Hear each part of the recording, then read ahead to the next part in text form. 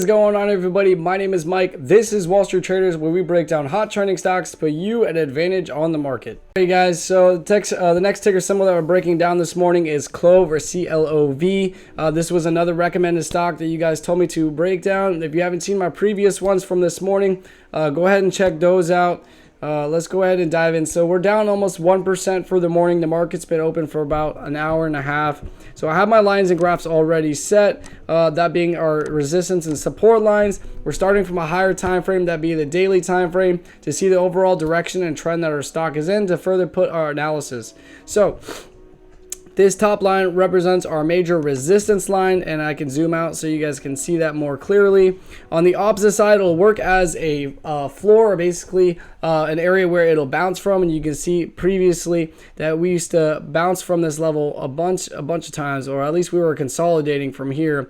And then over here, once we finally were pulling back, we did bounce, came under, came back up, came back under, ultimately crashed to our new level of major support. You can see that we've been bouncing and chopping around in this area, and then we came up, hit our resistance, and now are kind of trying to come back up and retest this resistance area again. So the best ideal entry that I can see, yes, we are in an uptrend. It's a little sloppy, even on the RSI you can see where it's a little of a sloppy uptrend, but we are in an uptrend and we are trying to break this resistance line. So getting right now would not be the ideal entry, because who's to say that if we don't come back up into, or if we do come back up in this resistance area, that we won't get rejected and pulled back down to our major support line? So we want further confirmation, you guys. And how would we find that? Well, if we can break above this resistance lines, that'll show relative strength. The buyers are stepping up, and we can break past this wall. If we can break above this and come back down and retest it as a floor,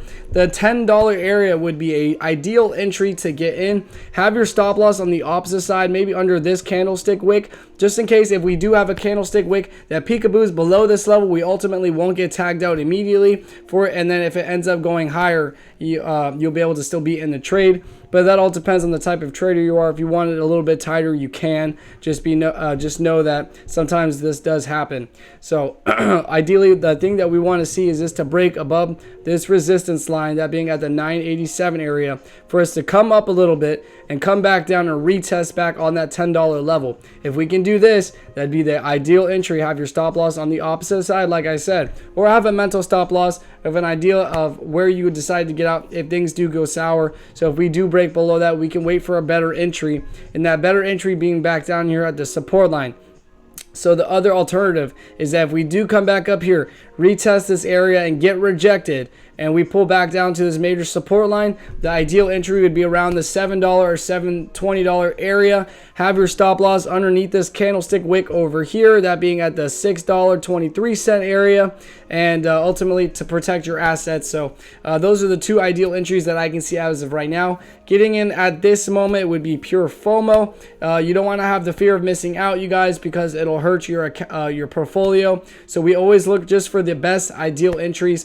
There's alternatives or entries in any other stock, you guys. So basically what I'm saying is that don't get so attracted just to one stock, because there's thousands of them out there. If you can't find an entry on this one, move on to the next one that has good volume and has ideal buy setups. So we always just be patient, you guys. So that's the name of the game. Let me check the volume again. We're at 3 million, so the volume looks good. Like I said, we are in this upward trend. We're above this trend line, like I said. On the RSI, it shows that we have these higher lows, but the only thing that I'm worried about, like I said, is just this minor resistance, or this major resistance up here. So if this video helps in any type of way, please hit that like and subscribe button, you guys. I create this content every single morning. If there's a stock that you want me to break down, please put it in the comment box below, and I'll try my best to get to it on the following morning if I like it. Other than that, I hope you guys have a beautiful day and happy trading.